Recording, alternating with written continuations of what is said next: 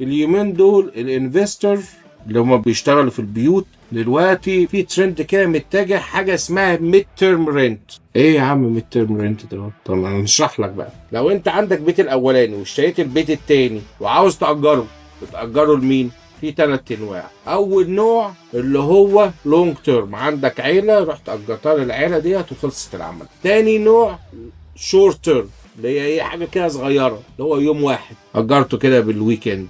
تالت نوع اللي هو ميد واي. الميد واي بقى ده الترند اللي طالع، اللي هو ايه، هيأجر 2-3 شهور وخلصت العمليه. لو انت بقى عندك البيت الاولاني وعاوز تشتري البيت التاني، ممكن نعمل الحكايه دي. هتحط 25% ومش عاوزين انكم دوكيومنتيشن خالص، واحنا بنشتغل معاك في جميع الولايات ونقول لك بقى التريكات ازاي تتعمل كلها.